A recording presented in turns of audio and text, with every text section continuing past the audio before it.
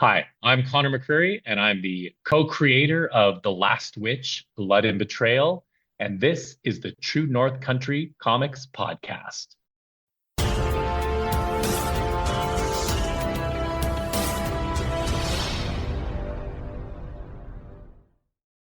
Welcome to the True North Country Comics Podcast, dedicated to promote Canadian comic book and graphic novel creators and supporters. I'm John Swinimer. On this episode, I chat with Conor McCreery about his new comic book, The Last Witch, Blood and Betrayal, plus more. Please like and subscribe to this website by hitting the subscribe button so you'll be notified about new podcast interviews and article posts. This podcast is available wherever podcasts are enjoyed. Please like, follow, and subscribe. Conor McCreery, based in Toronto, Ontario, is a former journalist turned comic scribe. He claims that after receiving one too many death threats, he decided to move into the world of comics, and has worked for many of the industry's top publishers including DC, IDW, Boom, Titan, and Dark Horse. He writes about sensitive boys and kick-ass girls, although not always in that order. His recent work, The Last Witch from Boom, received critical and popular acclaim. Now Conor has reteamed with artist Vivi Glass to continue the story in The Last Witch, Blood and Betrayal. The story of The Last Witch, Blood and Betrayal goes like this. The one thing Saoirse has always known, witches are evil, but now she is one, and she has to contend with what that means for herself and her brother Brom. All the while, Nick Niven has plans that can mean the end of Ireland as they know it. Saoirse must learn to control her magic and temper if they want any chance of defeating her. Are her own prejudices against witches creating more of a barrier between herself, her powers, and her family? So without further ado, here's my chat with Conor McCreery about his new comic book, The Last Witch, Blood and Betrayal, plus more. So Conor McCreery, thank you very much for taking time to chat with me. Oh, not a problem, John. Thanks so much for having me. I love being with the True North. Yeah, it's been a while since we've chatted, so it's great to catch up and see what you have on the go. But before I get going with all the questions, I would like to know, what are you reading today? I have kind of got three things on the go. Two comics, one prose. So I've been rereading the Amulet series, kind of in research for another project I'm working on. For those who don't know, Amulet is kind of an all-ages fantasy adventure, not that different from The Last Witch, actually, about a little girl who kind of gets this magic amulet and kind of has to go through her family history to find out like what happened to her grandfather, and she needs to save her dad and things like that. It's a really good series, Cascabushi. I've also been reading this French graphic novel, and it translated into English. It's called World Without End, and it's a bit more of like a kind of a political book in the sense of like it examines like our use of like fossil fuels and like how capitalism ties into that. It's kind of, I don't know, like a consumption for dummies kind of book, but it's really well illustrated. It's quite funny. And it does make you think about kind of the choices you make in the world. And then the last one I'm reading is a prose novel called Warrior Girl. It's a YA book that my daughter actually passed on to me. She's 11, and it's about a young woman who's part of a Ojibwe tribe, an Anishinaabe tribe in Michigan. And it's kind of about like, it's almost like Tomb Raider, but with like from the indigenous point of view of people who are like not raiding tombs, but trying to get all that stuff back. It's been a very fun, interesting read. So yeah, a few different things on the go. That's pretty cool. It's especially nice when you get book suggestions from your offspring. That's always a good thing. Yes. Yes, for sure. It's weird because like it's just starting, but it's very cool. Nice. Good stuff. Wanted to talk about your latest project, and especially want to congratulate you on the success of The Last Witch. It got a lot of critical acclaim and popular acclaim as well. And now you're continuing that story with something called Blood and Betrayal. I wonder if you could talk a little bit about that.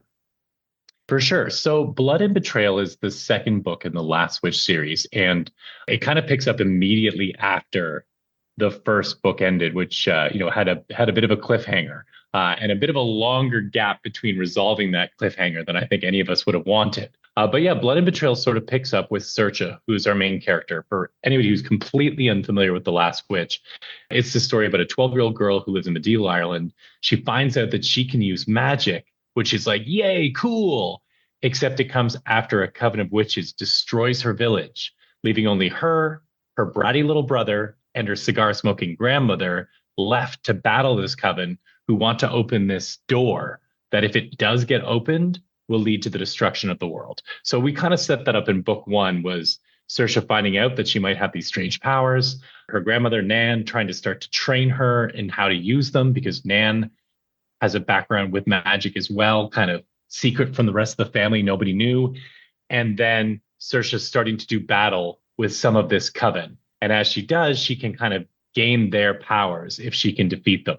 And so in book two, we've seen Saoirse do battle with 3 witches in the coven, but there are still more, plus the leader of the coven, this queen of the witches, as well as this sort of monster that she wants to free from behind the door.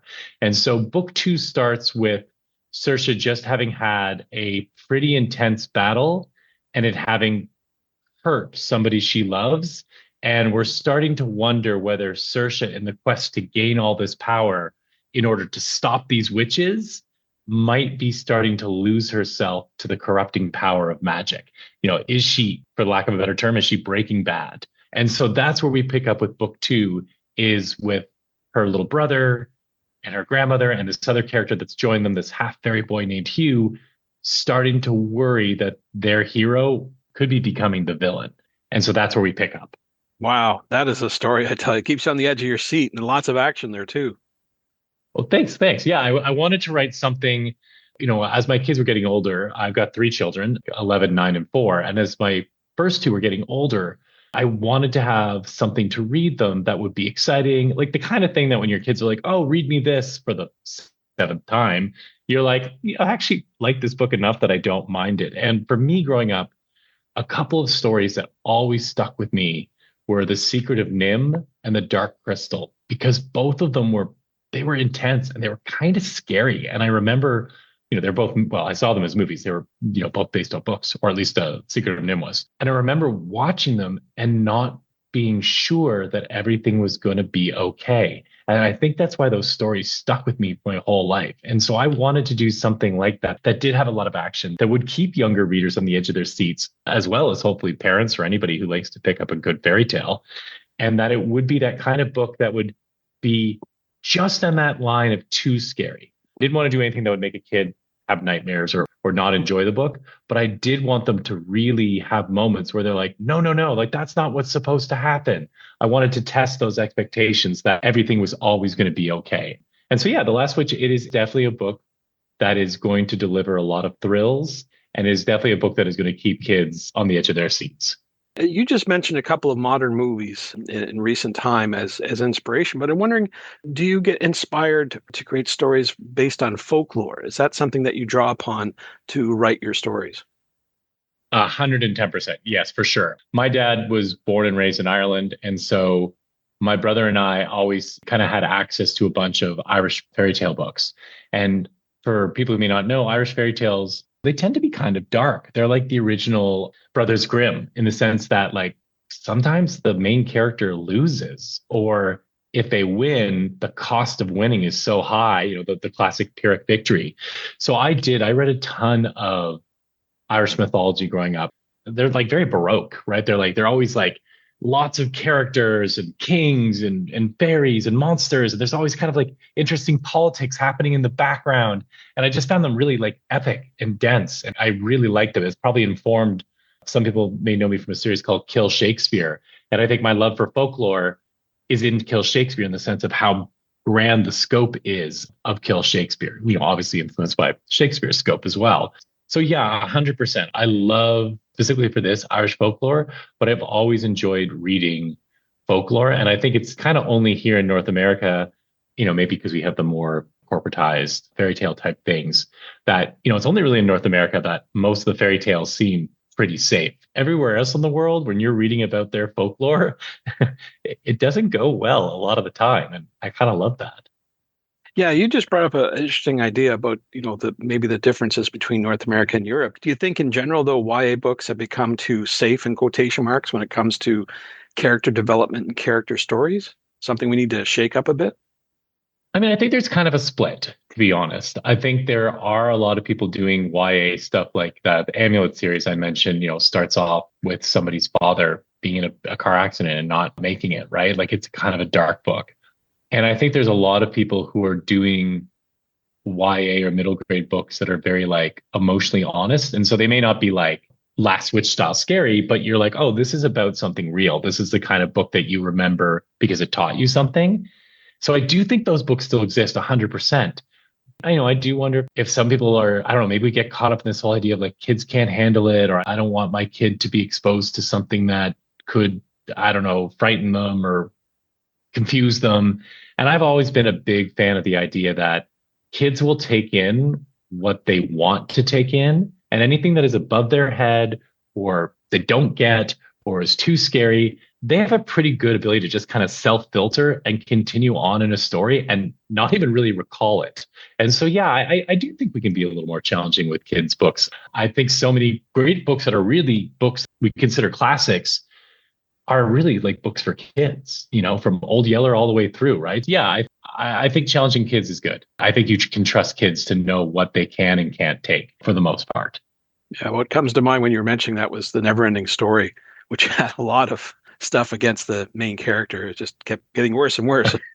So, yeah, again, like that one, you're like, oh, Atreyu, man, like nothing goes right for that poor guy. Yeah, until the end. But anyway, that's another story. Yes. Literally another story. So getting back to your book here, Blood and Betrayal, you're working again with V. Glass. I wonder if you could talk a little bit more about the collaboration process. How did that turn out for you? Oh, amazing. I mean, I don't think it's any secret, anybody who's seen The Last Witch, that the star of the book is the art. I think the writing is pretty darn good, but V's art is 100% the star of the book. They are so talented. From the very first page, V just has this amazing ability to like drag you into the world. And I love creating big worlds. Again, I'll reference Kill Shakespeare as something that was a big world where Andy Belanger, who was the artist in that series, such an amazing job of detail. So you felt you were living in that world. And that's exactly where V comes from, like a very different style, but their work is so crisp, so clean, so detailed.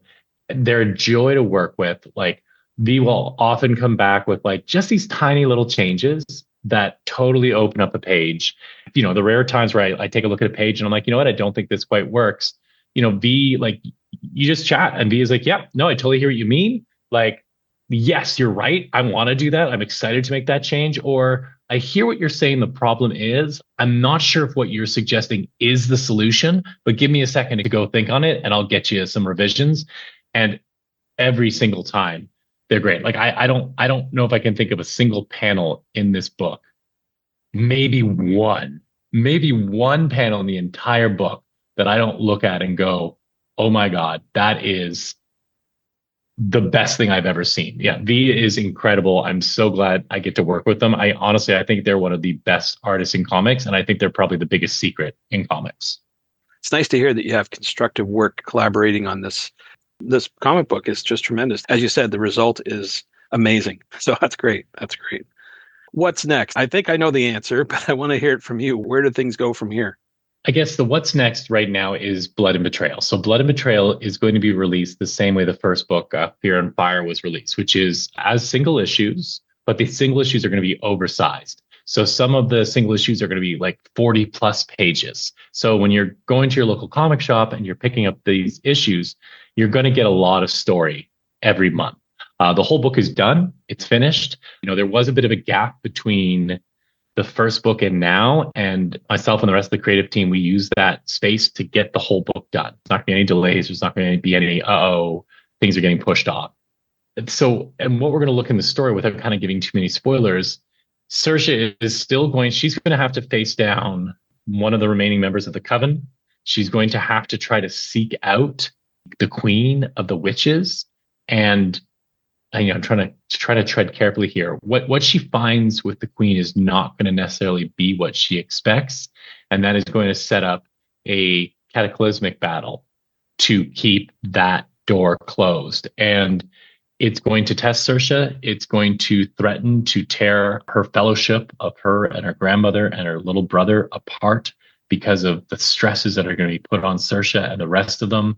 We are going to see a member of the team be cast out from the team. We're going to get to be introduced to a whole new community of witches who are not the evil coven, and tell Saoirse that everything she's been told about magic is a lie. And we're ultimately going to end up on the only volcano in Ireland, which is where we're going to get our climactic battle, pitting Saoirse against this creature that literally wants to eat the world. So yeah, it's low stakes, nothing very serious, just very very laid back. But no, it's great, and I'm really proud of it. I when we wrote The Last Witch, the whole script kind of got written in one big swoop, and then we decided to do it as two books. And so I got a chance to do in the break. I was able to do a little more work on the second book than I thought I would get the chance to. And so yeah, I'm really proud. I think it's a really I hope it's, honestly, I kind of hope it's a modern classic for kids. If you're someone who's got a reader in your life, a younger reader, and they just love devouring books, I highly recommend you check out book one first, which you can get at any good comic shop or you can order online. And then, yeah, on June 18th, issue one of the second book comes out. It's a bit of a slow burn, but it ends with a really intriguing cliffhanger. And then from there, the rest of book two just is full speed towards the ending. Cool. I don't know where you find the time, but if you do have more time, what else do you have on the go that you can talk about? It's funny. It looks like I have been doing nothing but writing, which is partially true because I do actually have a lot of stuff that is all coming out around the same time, where there was a bit of a gap where, for various reasons, John, stuff doesn't come out when you think it will, or there's delays or whatever the case may be. So in addition to The Last Witch, which starts coming out in June, this October, I've got a book with a good friend of mine, another guy from Toronto named Jabola Pagdamier. The book is called Fela, Music is the Weapon, and it's kind of a magic realism biography of this legendary Nigerian activist and musician named Fela Kuti. If you're a fan at all of hip hop, you've heard his music influenced in all the major hip hop artists. But when Fela was playing, Miles Davis was like, this guy is the future of music. A good way to think of him is he's the Bob Marley of Africa. If Bob Marley had 55 albums, married 27 women in one day, was arrested 200 times, and started his own country. And so that comes out in October. It's very much a book for older readers. Fela lived a very, he took on the Nigerian military government. He had strong views about how the world should work. And he lived a very much of a sex, drugs, and rock and roll lifestyle. So that's not a younger reader's book, but that is a book for if you have any interest in music, in where the world is right now, in kind of following this very trickster-like character. People might like that. And then speaking of trickster, that's the title of a book I have coming out in early February 2026 with a company called T-Pub. And that one is a horror comedy that follows a master of illusion who works with a small team to keep monsters from invading our world, while also trying to keep secret the fact that he is one of those, air quotes here, monsters himself. It is very funny at times, but I'm writing that one with Neil Gibson from Twisted Comics. If anybody has read his Twisted Dark series, you'll know that this series is also going to go some dark places. In fact, we're really proud that it might put the phrase ironing the baby into the comics lexicon. Wow. Okay. Something to look forward to. That's for sure. If you like ironing babies, it's definitely something to look forward to. Yeah. I'm not sure, but we'll see how that turns out. But with everything you have on the go, where do you recommend people go online to find out about your current and your future plans? Right now, I'm still active on the killshakespeare.com website. I'm building a new website for myself soon, so you'll be able to look up Conor McCreery and find me. But I am probably most active on Twitter, I refuse to call it X, and also Instagram. And both of those, you can just look up Conor McCreery, and I'm a 1N Conor. And if you look me up, you'll be able to find me. That's probably where I'm most active, but there's also a Kill Shakespeare Facebook page. That's kind of where I'm most active. And right now I'm actually posting some videos about the new book, Blood and Betrayal, as well as talking a little bit about, like the biggest writing mistake I've made and how it actually came in the first book. I'm going to talk about why originality is overrated and why, stealing as a writer, stealing from other people is actually a great idea. So we're going to have some fun talking about writing and using that as a context to explore some of what The Last Witch is going to do. Very cool. Well, Conor, those are all the questions I have for you, but I'm wondering, is there something I didn't ask that you'd like to get across in this interview? Just a big hello to all the listeners out there. And just, I guess reiterating, if you've got a younger reader or you yourself like kind of slightly dark fairy tales, go pick up that first book so that on June 18th, you'll be ready and raring to go to get that single issue. And I pretty much guarantee you that it is going to be one of your favorite reads of the year. Thanks to Conor for the chat. You can discover more about Conor on Instagram at instagram.com/therealconor, and that's Conor with one N. And thank you for tuning in to the True North Country Comics podcast. I invite you to visit the True North Country Comics website to listen to even more conversations about creators' insight on making comic books and graphic novels. I also encourage you to subscribe via the website so you'll be notified about new podcast interviews and article posts. This podcast is available wherever podcasts are enjoyed. Please like, follow, and subscribe. You can follow along True North Country Comics on most social media sites, and you're encouraged to send any and all feedback to John at truenorthcountrycomics.com. Thanks for tuning in, and come back soon for another episode. Bye for now. True North Country Comics podcast is copyright True North Country Comics, copyright 2025.